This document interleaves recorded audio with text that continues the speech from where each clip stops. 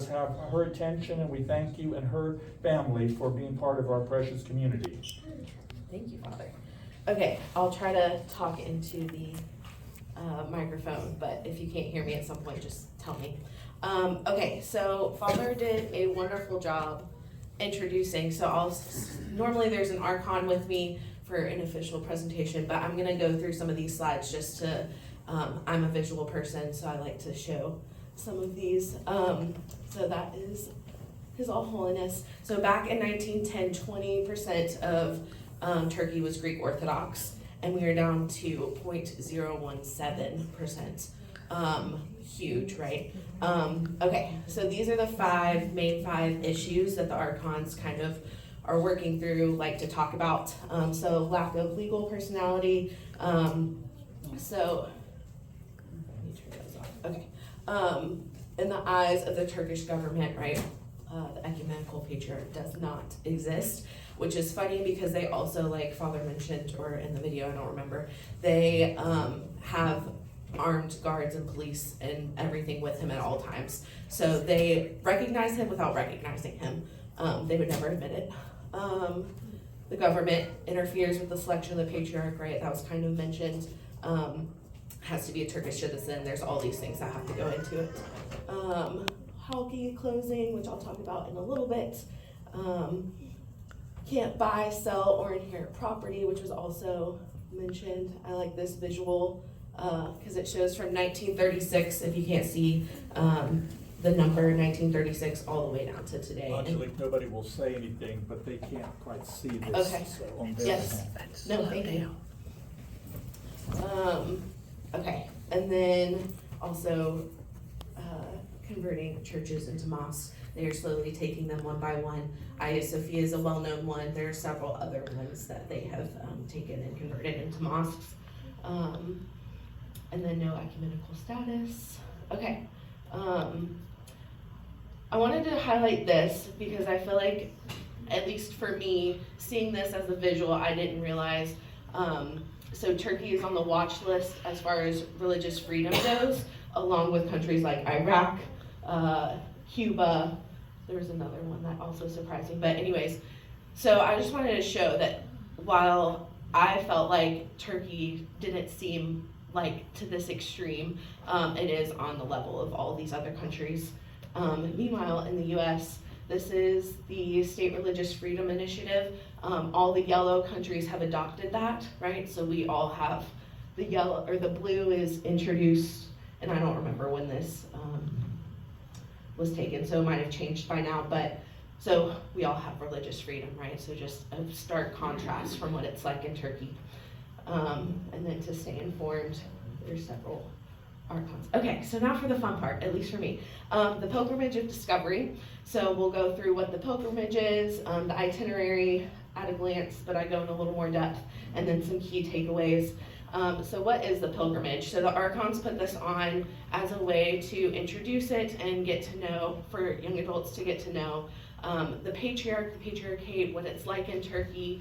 We got to meet with some of the Rum community, which is the Greek Orthodox community in Istanbul in Turkey.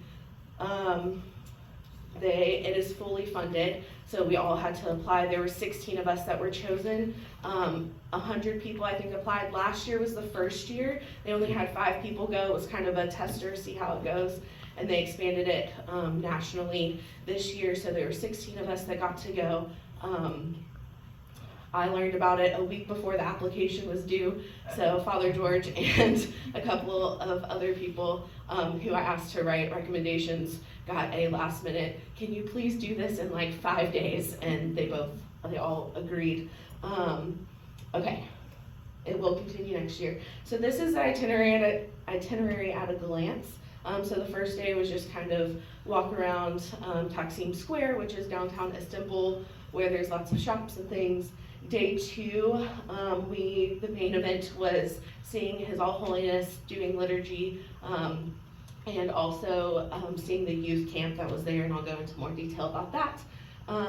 Day 3 was getting to tour the Halki Seminary and hearing from the bishop that is there. And day 2 and day 3 involved a boat ride, which was lovely. So day 3, we also got to tour around the Bosphorus a little bit more and see the Asia Minor side and the European side. Day 4 was the big day for me, at least. We got to see several churches, one of which has been turned into a mosque. And also get to have dinner with the room community, tour around with one of the archons there. So that was cool.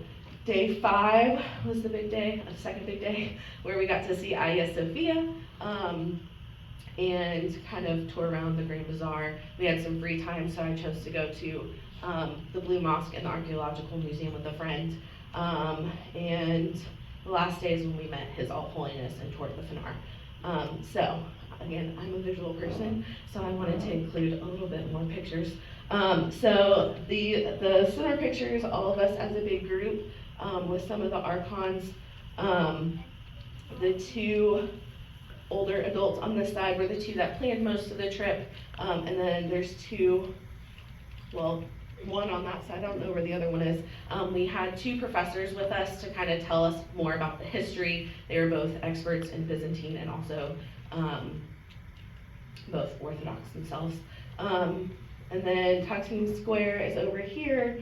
That's just the main square in Istanbul. Lots of people all the time.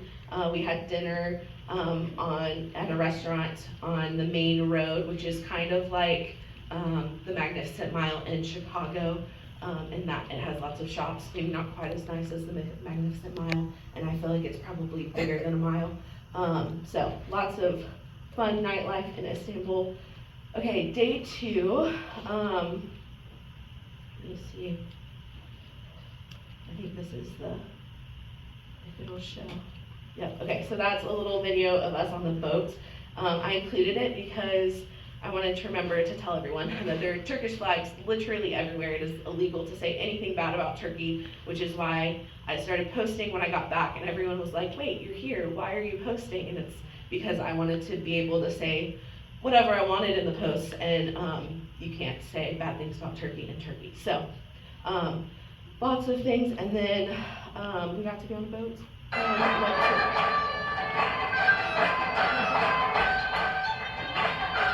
a cute little, I know it's a small video, but those are a few of the kids from the summer camp that was there. The summer camp is extra special because they don't, I said I wasn't gonna get emotional, okay.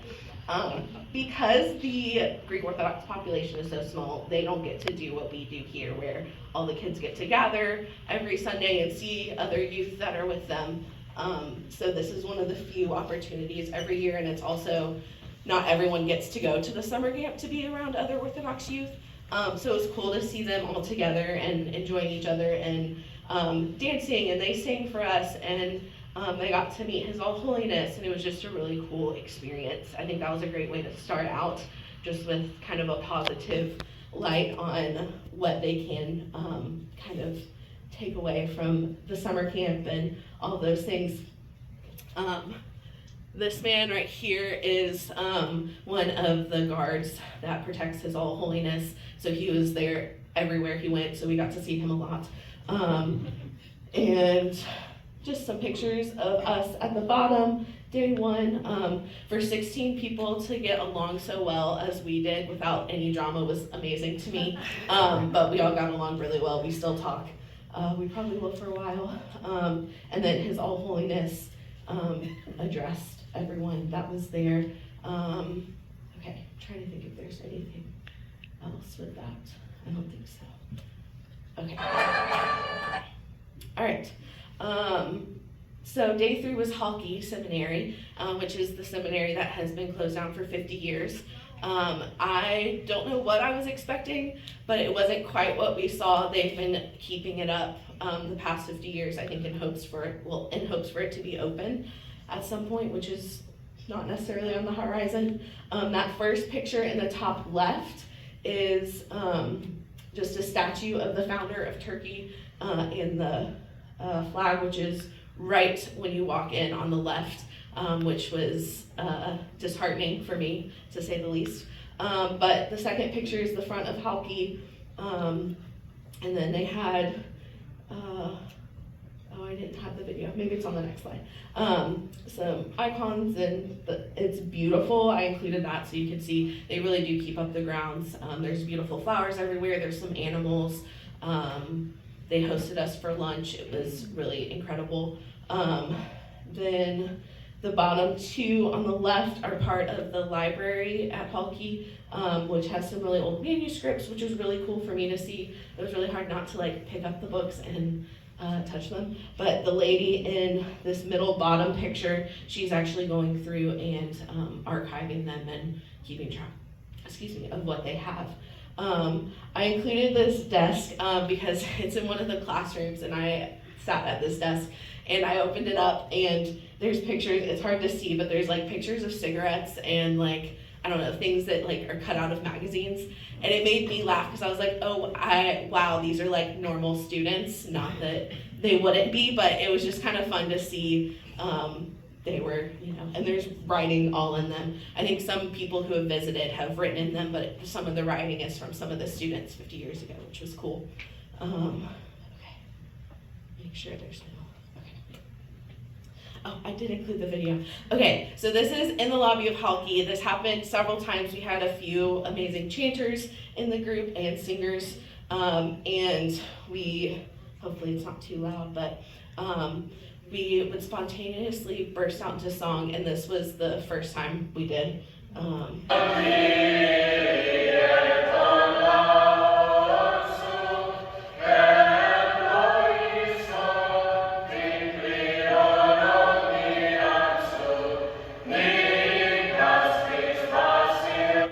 And I wanted to show that. I won't make you listen to the whole thing, but I think we were all equally moved in somewhat different ways of seeing all of these sites, and to have a bunch of young adults just start singing and where we were was just incredible to me, and I think they sounded great. I was not singing because I was videoing, but anyways. Okay.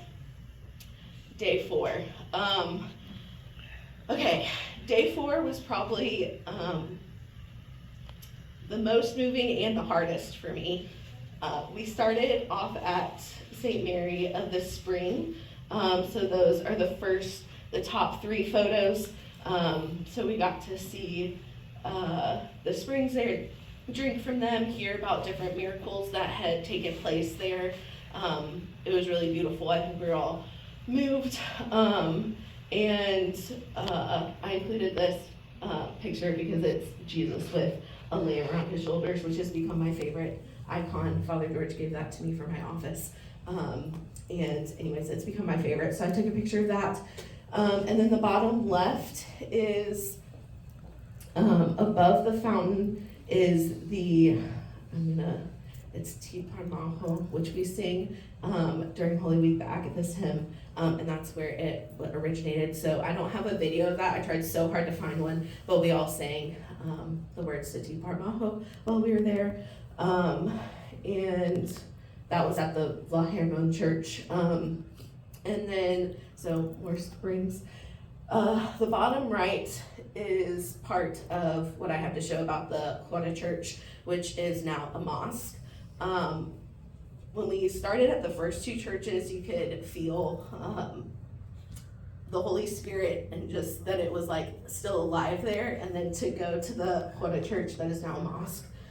First, the picture right here is me taking a picture through the door, and the lady going, "Why are you taking a picture of me?" I'm sure, but it's because we weren't allowed in there.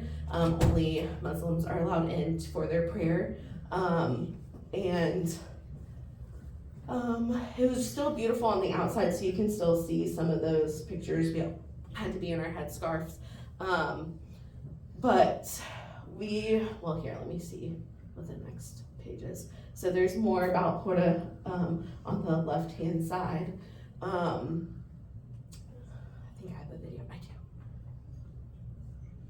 I'm gonna turn this down because it's just chitter chatter.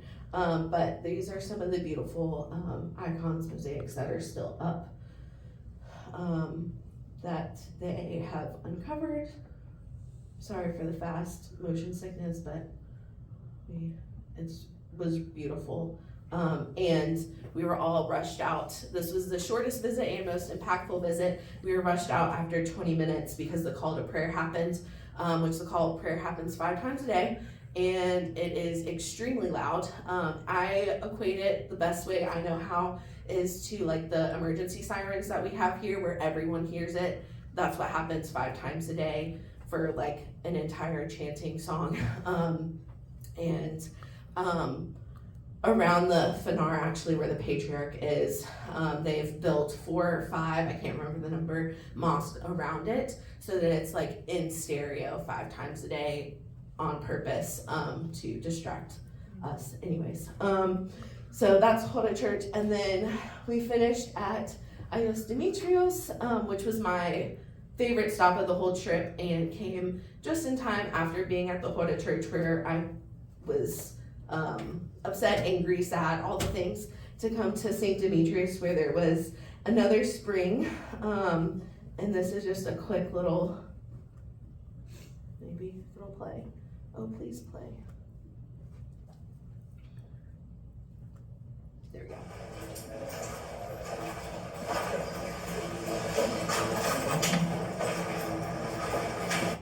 So that's just part of the tunnel. I wanted to show what it was kind of like. So it was blazing hot in Turkey, like really hot. It wasn't as bad as it was last year.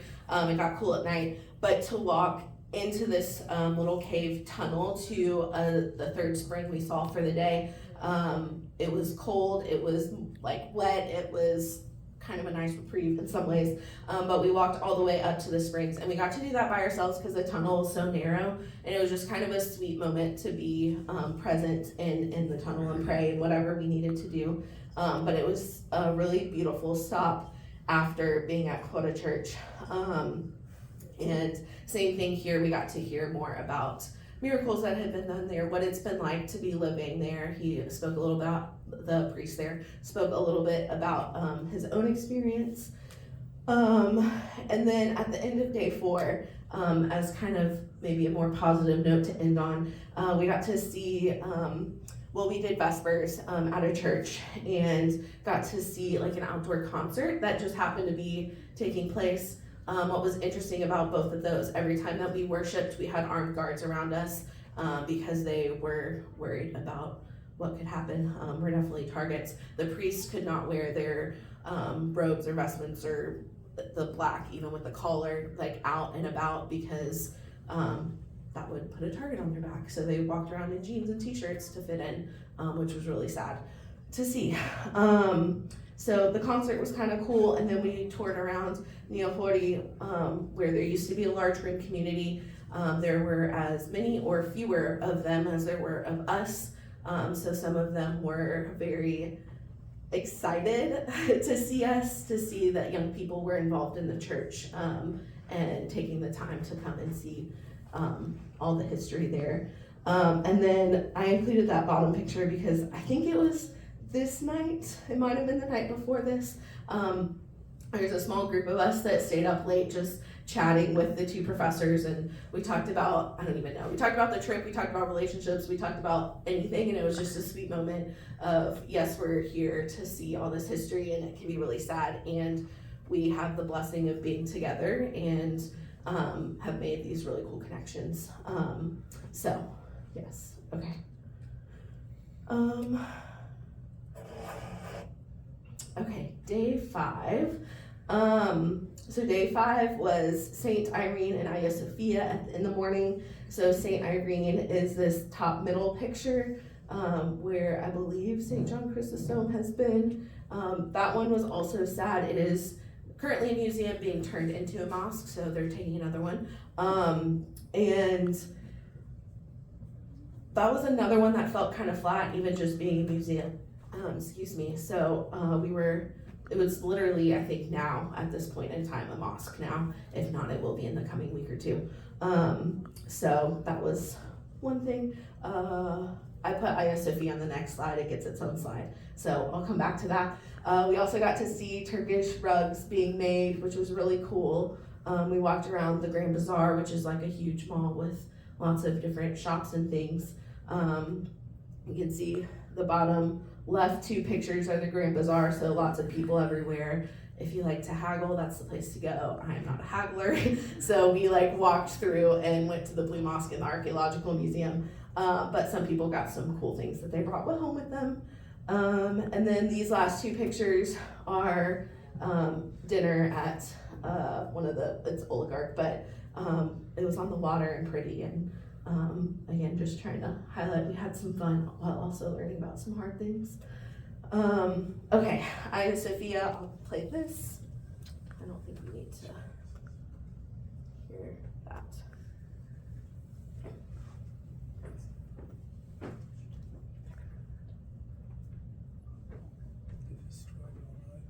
Mm-hmm. Okay, well, it's thinking about it. I'll keep clicking while I talk. So they, back in the day, I don't do dates, I'm so sorry.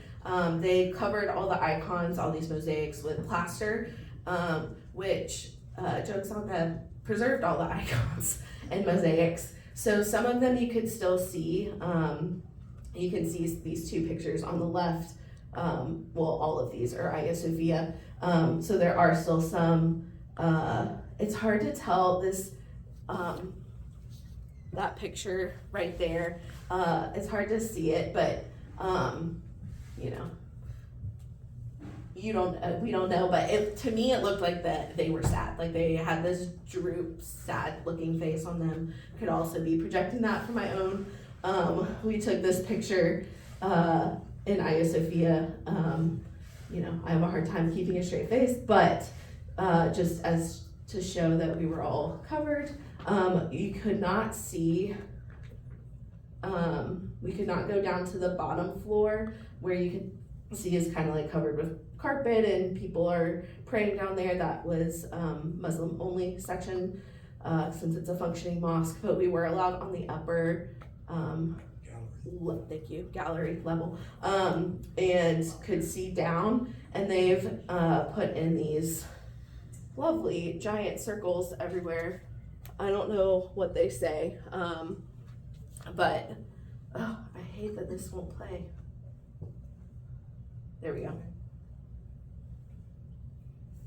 Just so you can see the grandeur of it at some point in its life.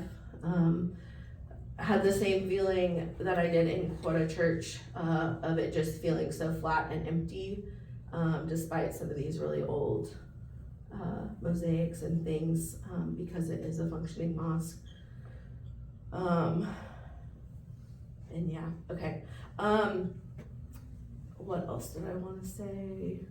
It was interesting to me that, I'm sure, well, I know it's money related, right? We get people in to see all the pretty icons and whatever, but to me, it just feels odd that they have a functioning mosque and want our icons around. I'm glad that they're there to be able to see them. And I almost feel, it almost feels, and I don't know that this is accurate, but like taunting almost, like we can take this and use it how we please. But it was still cool to see. I think because the day prior we had gone to Quora, I think I was a little more prepared of what this would feel like, so I didn't feel quite the same level of emotion, but it was definitely, I wasn't gonna go to Istanbul without seeing Hagia Sophia. They also have not changed the name, it's spelled a little differently, which I also think is interesting. Okay, day 6, how am I doing on time? Okay, so day 6 was, we got to meet with His All Holiness. We each had like a minute to present him with a gift and talk to him for a second. And then we also, as a group, prepared for questions to ask him. He is very personable. I love that we got to see the 60 minutes, because he is very much not like, you know, you have to do it this way or whatever. He's very personable, was making jokes. Yeah, it was a pleasure to see him. He was only supposed to spend an hour with us, and he spent 2.5 hours with us, so I think he also enjoyed being with us. I'd like to think anyways. And then we toured the Fanar and St. George Church. So there's some relics. I included that top left picture, this bottom second from the left picture are some relics of different saints. we had a lovely bus. I want to include that. We drove around on a bus everywhere. And Dr. John, who's taking the picture, learned about 0.5 selfies, so he's very proud of himself. That's been a big thing. And we also got to see, not talk about that, the bottom left picture is holy oil, holy unction, where it's blessed, made. I don't know what the correct word is, but we got to see that, and he kind of talked us through. And what else? I think those are the big things. Oh, we had salt-covered flaming fish for dinner that night. That was our kind of send-off, which was really cool. Definitely different than most. Okay, so key takeaways. We saw lots of historical sites. That left side picture is part of the pole of flagellation of Christ. You can kind of see that top little indent is where he was chained to. This is the St. Demetrius, and then one of the other springs. Okay, and then persecution, right? So just seeing some of the semi-destroyed icons and mosaics, and also the books from Honky. And then hope as well, that came from hearing from the patriarch and kind of where he sees things and what he's hoping to see in the coming years, and then also seeing all the youth at the camp that while they're trying to erase our history, some people are still fighting for it, which is incredible to me, because I'm gonna be honest, I don't know if I would still live there if I was them. I left there grateful that they do, and also like I am super grateful for the freedom that we have here to practice whatever religion we want, and not face what they face. So yes, okay. I went through that in 25 minutes, 26 You did minutes. outstanding. You did outstanding, and I want you to know that the first slides that she did were not her, she did that on the spur, and you did a fantastic job, because knowing the archons couldn't be here, I thought if I showed that other video of the All Holiness, especially today, this is the day we remember him liturgically. Can I go first, just a couple of observations? Please. I love your photographs. Do you remember when she went on, I think on day 3, to the monastery that had the spring? I would like for you to always remember that on Bright Friday, the first Friday after Pascha, go back, there it is, we saw it. Just Sorry. Yeah, there, that top, the right picture, that's from the church, but it's called in Greek Zoodos Pigis, the life-giving font of the Virgin Mary. And this is a monastery, a women's monastery that's outside the gates, the 12-foot thick gates of the walled city that were finally overcome by the Ottoman Turks. And all the patriarchs, by and large, have been buried there. So you got to see the cemetery? To see that, yes. And there are actually little fish that live in that little bluish water. But one of the Fridays I brought some back and I shared that with you guys. But it's an amazing place, and many miracles have happened there. And to give us renewed hope, really quickly, that monastery has been destroyed and burned down by the Ottomans time and again, and it's always rebuilt. And I think that's what you shared just in your ending, and His All Holiness said the same thing, that this belongs to the church and Christ will protect it. The other thing is the Hora Monastery is one of the most beautiful places to visit in Constantinople. I'm glad you got to go inside. One of the most beautiful icons of the resurrection, can we go to that one? She pictured that, and so the last couple of years on Pascha, the icon I use for the apostasy, for the resurrection, is that icon. Was it in the video? No, it's not in the video. It's, maybe it's the one, but, no, just keep going. Hora. Yeah, there it is. Okay. Yeah, it may have been in the video. It was in the video. Will you play the video? Yes. But they want to board up, and there it is. That icona on the apse, and His Eminence at the retreat center is going to use that rendering over the Panagia Chapel. Instead of having Panagia, he was inspired by this, and he said, because we're going to have people come there for weddings and all, many non-Orthodox, he felt more comfortable showing Christ resurrected so that they would understand that Christ does lead the church. And the other thing that I think that I heard you say, and I'm so glad you went, is because unless you go and see these places, it just becomes thoughts. And now your emotions and your observations will touch the hearts of even some of the patients that you serve. You'll be understanding when they're persecuted and they're afraid and all. But congratulations, we're very proud of you, and I'm sure some other people have questions. Yeah, Katie.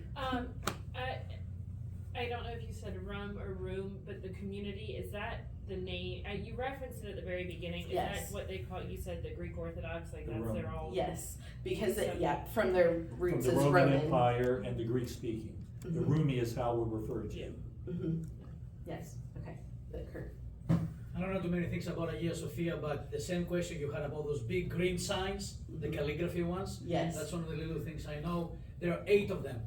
The original artist was called Effendi during the Sultan Abdullah. He requested that 8 of them be done there. It's Allah, Muhammad, his 2 sons, Hassan and Hussein, and the 4 caliphates. After Abdullah died, they were supposedly going to take them out, but they misjudged the size and they couldn't take them off the doors. So they had to put them back up then. That's why they're still there, Okay. and they're made of wood. Yeah.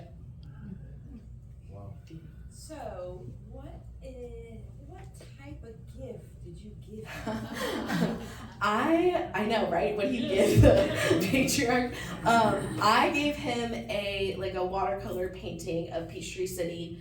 I felt like he probably wouldn't have another visitor from Peachtree City, and I wanted to highlight the golf carts and things, and also chose art because I do a lot of art as a therapist. So, Awesome. yes, and I also got him green socks with golf carts on them, and his response was, "It's really hard for me to wear green," which I thought was funny. Other people, someone I think last year gave him a cheese head because they were from Wisconsin. Yeah, there's different things. Someone gave him a little, hopefully, a little bottle of that used to have alcohol in it. He is a pharmacist, and so not drinking alcohol, but yeah, his whole holiness is it's empty, which is funny. Anyways, so we all had different things too, which was cool. I do wanna, yes. Does UNESCO have any protection for all of this? So I don't know the answer to that, but I will say that we were told there Turkey is in violation of some treaty that I can't remember the name of. I'm really bad with names and dates. So potentially, but it's kind of no one cares kind of thing. And Turkey was founded on them taking it over, right? Whatever it's called, conquest. And so it almost felt like to me, it's just well, they're just sitting still and we're not gonna bother them kind of thing. Even though they're actively persecuting us, but yeah. It'd be great to have knowledge if there's any PhD studies that document all of this. Mhm. Be really Yes, interesting. yeah, I would say they do, yes. I'll see if I can find some. There's some really great, there's one girl on the trip who, that was her thesis, and then 2 of the professors specialize in Great. all of that, so, That's needed. yes. How did the Turkish people treat you? Repeat the question. She asked how the Turkish people treated us, which is a great question. So we had several meetings leading up to the trip about what to expect and what to do, and they pushed heavily to this was one of the dresses I wore, kind of fit in. Yet Istanbul is a city, so there are lots of tourists, so we didn't stick out like a sore thumb like we would have elsewhere. So we weren't treated badly by any means.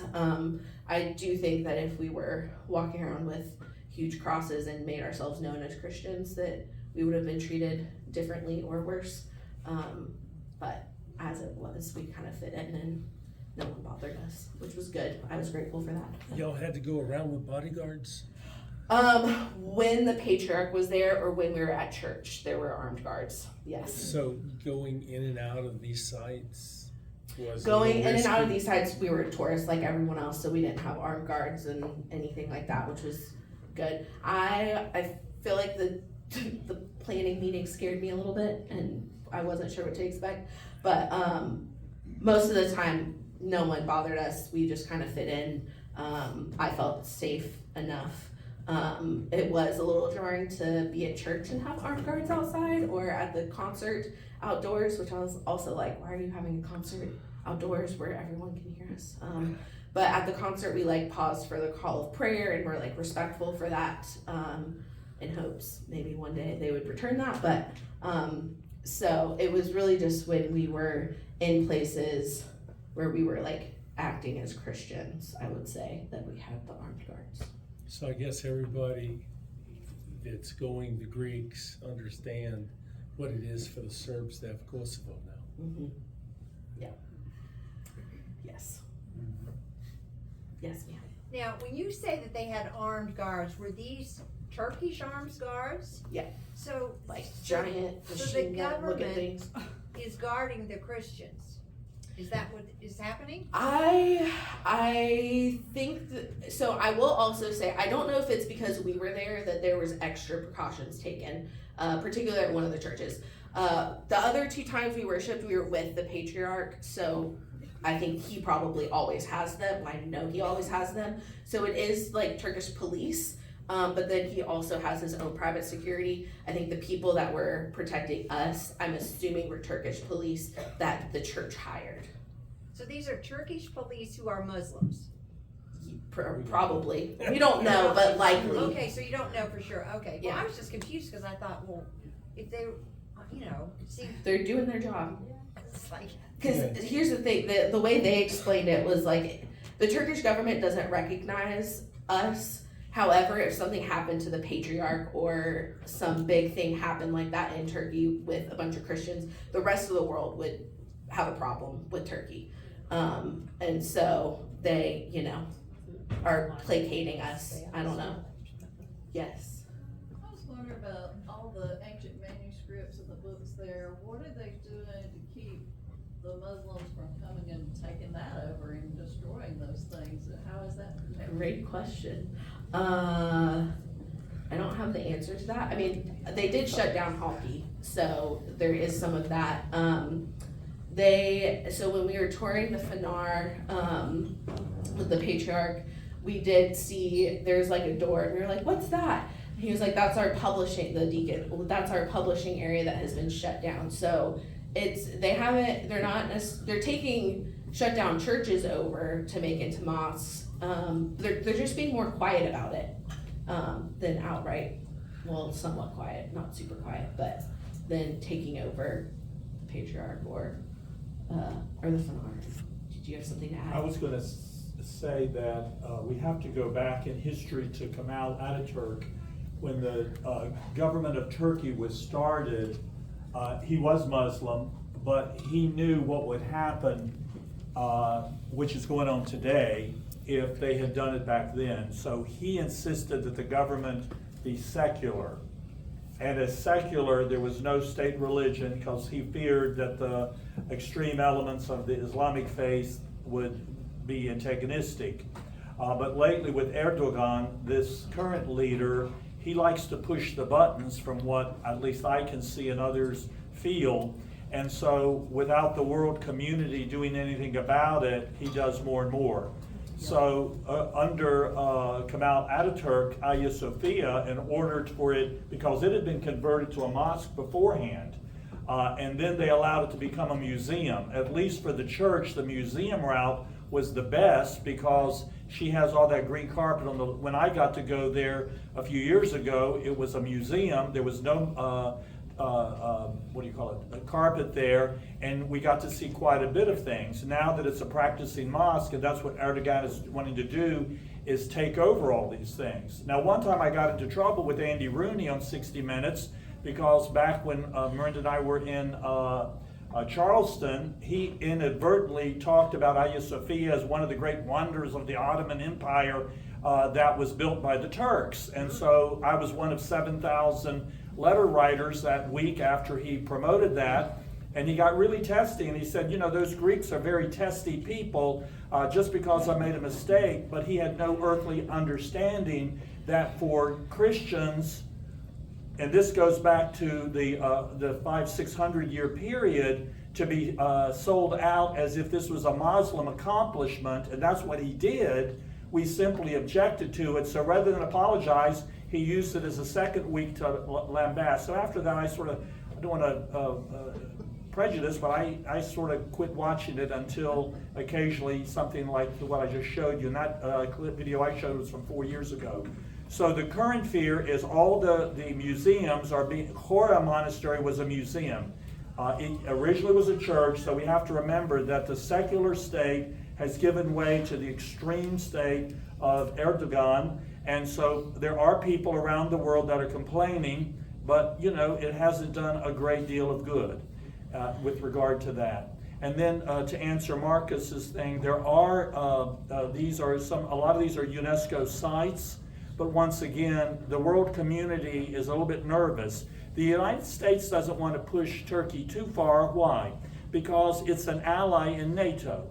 And if it's an ally in NATO, and it used to be the buffer with the Russian people, or the communists and that expansionism over there, they can only push so far. So it's a very delicate balance. I know that when I got to go there, the people love Americans. We're tourists. They love our money.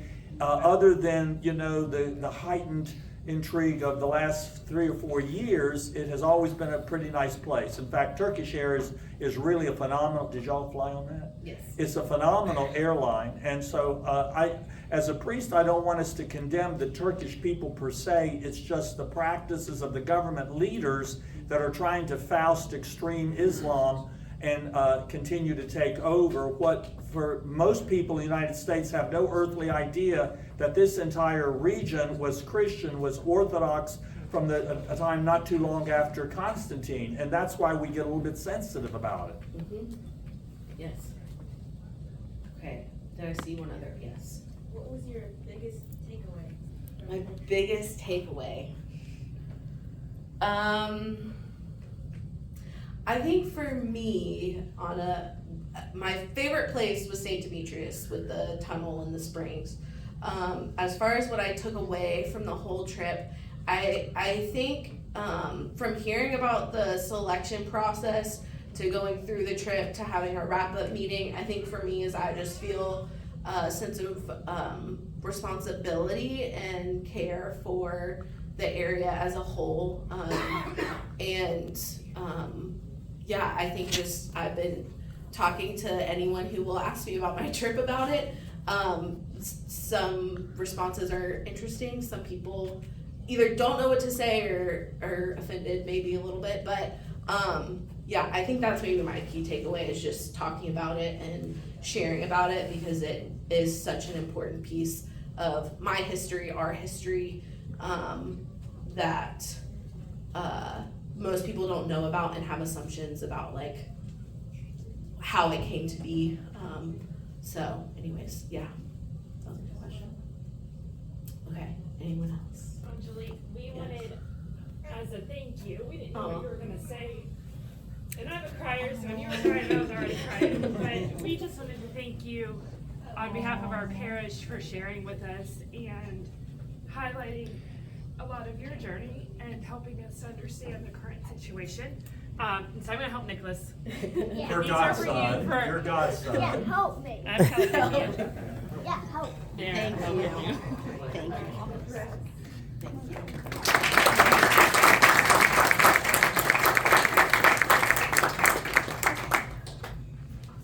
Well, thank you guys for listening. I appreciate it. If you have other questions or want to hear more, feel free to ask me. I love talking about it. So, yeah.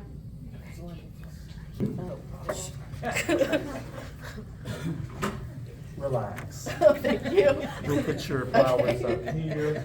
They'll go nice with all the name day remembrances. You're blessed with one of your grandmothers here. Raise your hand, turn around. Would you like to come up and say a word? No, I'm very proud of her. I convinced her, we saw her at Yes. the Greek Fest, and she said, I said, you will be here for Angelique. She said, I'm leaving Thursday. I said, you can't leave. I know that you were gonna be here anyway, but it means a lot for you. I know that Costa's in Greece, and he couldn't be here, but there are two special people that really love you, Angelique. And so, George happens to be an archon of the ecumenical throne, and it just so happens, can we switch her thing? Yes, It was the one that we started. back to you, correct? Yeah. And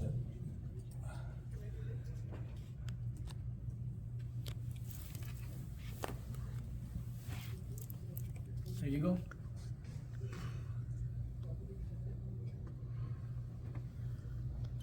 Okay, so what Angelique did to us, I want to now do to her.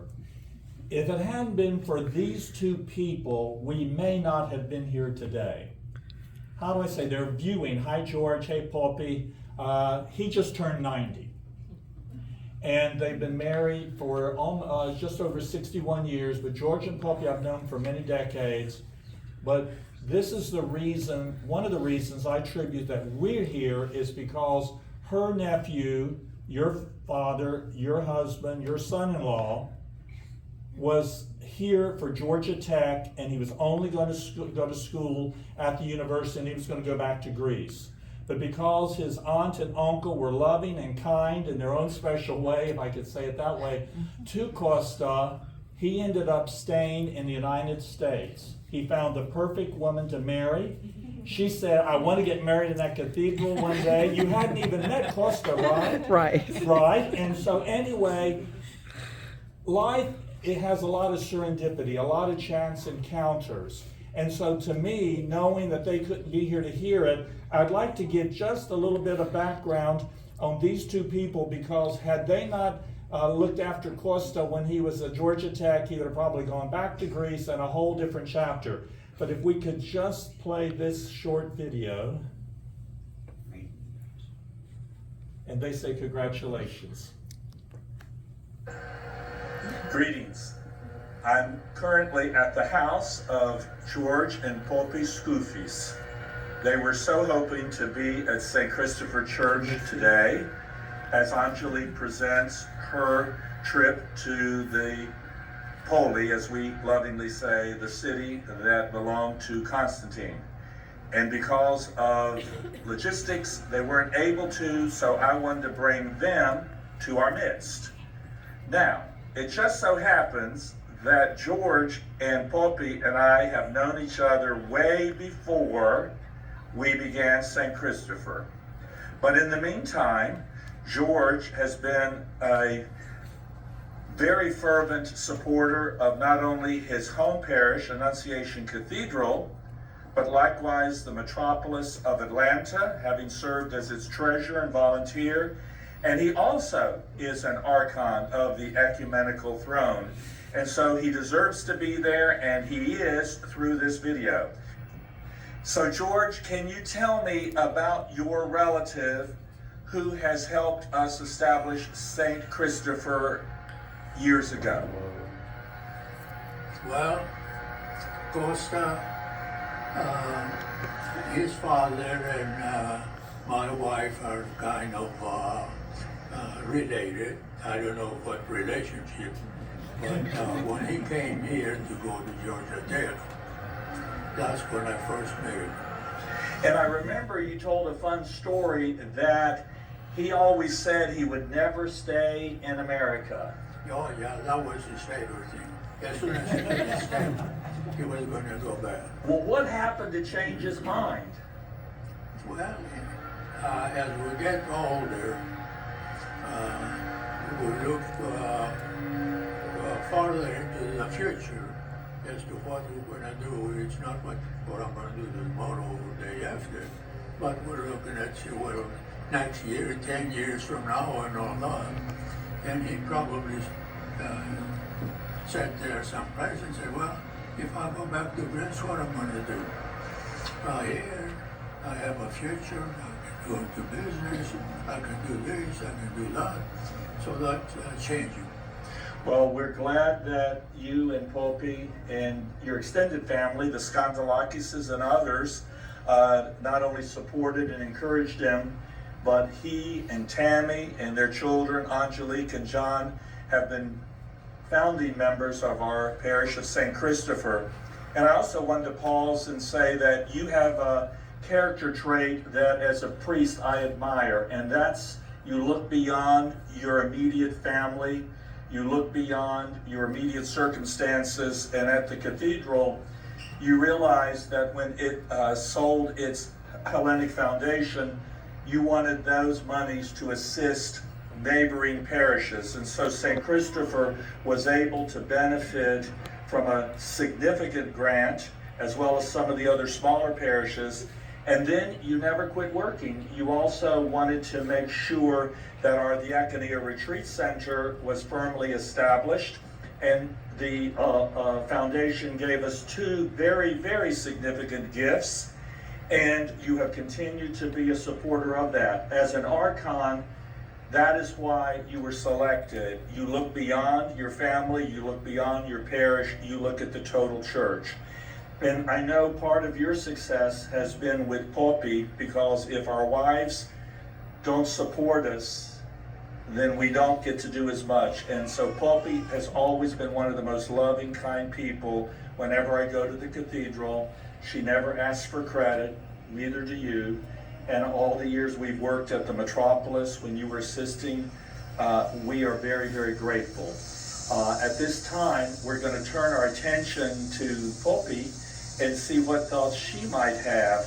But before we end, as an Archon, I know that you are proud that I always say your uncle, or great uncle, but your relative Angelique was selected as one of 2 students in the 8 states that make up our metropolis to go to the Pinar. She's been there. She will be sharing her thoughts on this date, Sunday. And likewise, she will be presenting at the cathedral, so maybe when she goes there, you'll be able to hear her. That's great. And I thought of one other thing. You have helped many people, even in our parish, because I want our parishioners to know George has served on the scholarship committee for a HEPA. He doesn't limit himself just to the church, the metropolis. The HEPA is really a worldwide organization, so to speak, and their scholarship program is first among all of them. And my 3 kids were benefited. I know that Angelique and John benefited, and many other of our St. Christopher parishioners, and so I did not want to end without saying thank you, George, for your dedication to make sure that we always had applicants. Greetings again. Now we're in the kitchen of George and Poppy Scoofis, who live not too far from our Annunciation Cathedral in Atlanta. And as I shared earlier, I've known George and Poppy for decades. And Poppy has always been warm, endearing. She's a sacrificing servant of the cathedral, never asking for credit. But she's also been the devoted and inspiring wife to George and to George Scoofis. Which makes me want to ask, how many years have you been married, Poppy? 61. 61 years. We're still here. Were you married in Greece or in the Not United here. In here? Ours was the last wedding at the on Prior Street. On Prior Street. At the Metropolis. And then at that time you had lots of family there, right? Yes, all my brothers and sisters, and my mother was here. Did you ever think that you'd have such a extensive family? I always had extensive family. I didn't know that people would have been here, but I was the one before the last to come. Then my other sister came at the end. So we're all here except my oldest brother. He stayed in Greece. He worked for the government there. But you're hard workers, and you also have a beautiful son. Tell us about him and where he lives. He's in Pensacola, and His name is Elias. And he's a cardiologist, and he's working now for 28 years there. Married, and he has. Married, has 1 son also. And who's the son His name name? is Nicholas. Nicholas. We all love Saint Nicholas. My daughter-in-law liked to have a Greek name to go with the Scoofis, But for some reason, she didn't like church. Well, She was like a family name. Yes. My grandfather, my brother, my nieces, we have a lot of Nicholas. Every family has a Nicholas, so that's worked out good. excellent. And one of the things that you also have done is volunteered at the Metropolis. You're a Philoptros volunteer member, and you never cease I did working. some stuff at Philoptros a long time ago. I was the treasurer, I was the vice president, I was on the board.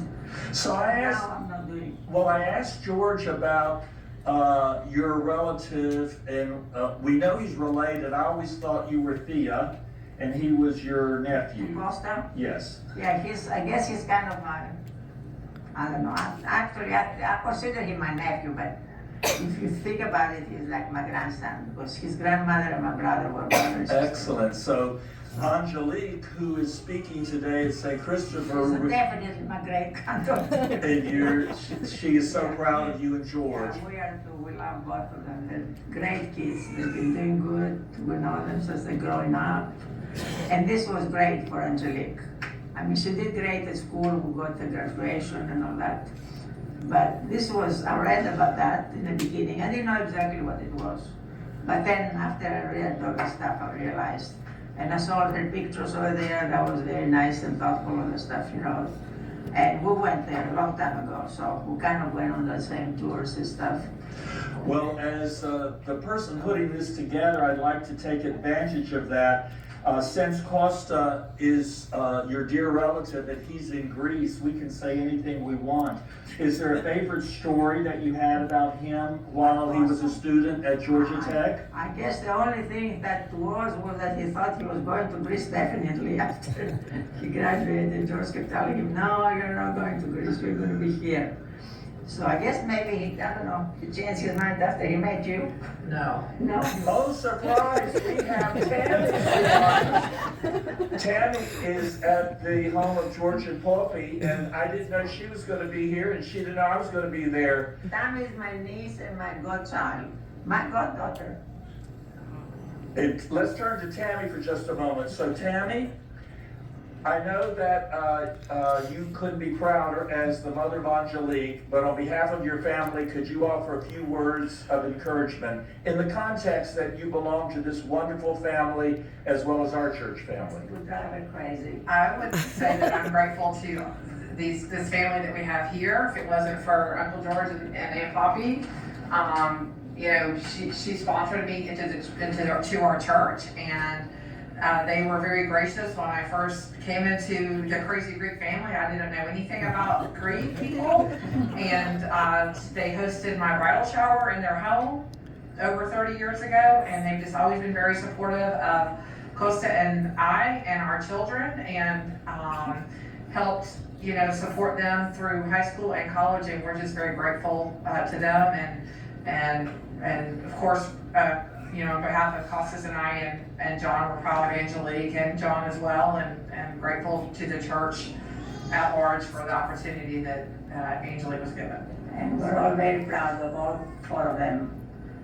And for those, Really, the kids are doing great. they are, and they're growing, and the kids of our kids will make us twice blessed. That's right. Tammy, as Angelique's mother, did you ever have any idea that she would become so accomplished? And by that, we're not trying to be earthly prideful, but the fact that she excelled in school, the fact that she now has her own counseling business, the fact that she's very involved in the church and the Rotary and the other things.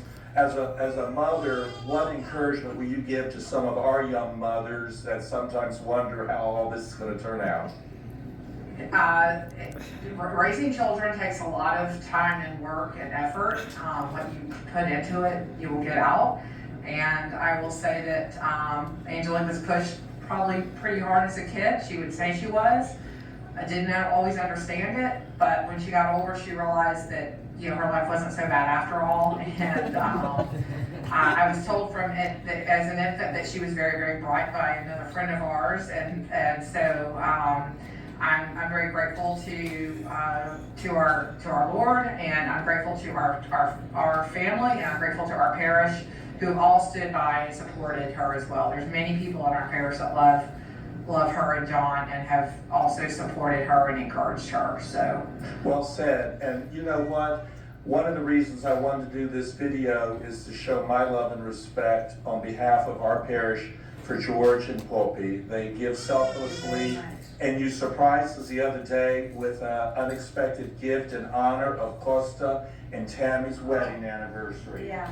And we don't usually get a chance to shout out, but as Bishop Philip, who ordained me, used to say, George, if you don't share with people the good things they're doing, how do others learn how to do it, and how do those people feel they need to keep doing it? You always felt that we need to be helping, not just us, of course, we could not help that much, but in general, even the diocese and the people that have the means to help the new churches and the chapels and the. And with those thoughts, I wanted to end with a prayer of thanksgiving and also a plea that in our bulletin today we have a special announcement from the Archdiocese. We're trying to help the victims of the Greek fires. They happened, three years ago, and now it's happening again, and we never stop serving. So let us pray to the Lord. Our Heavenly Father, thank you for George and Poppy's blessed marriage. May we all be so blessed.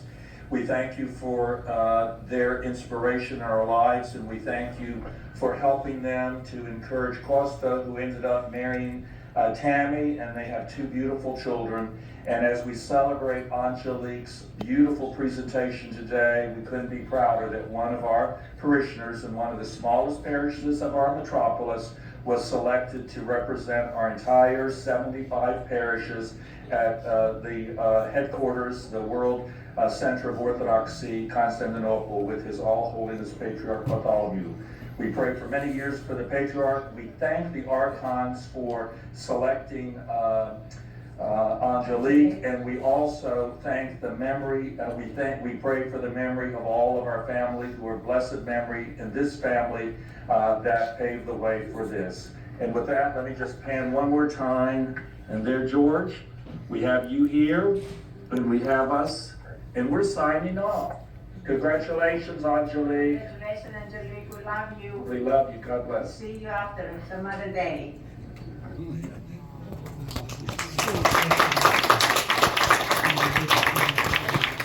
I'll give you a link to the original. Thank you.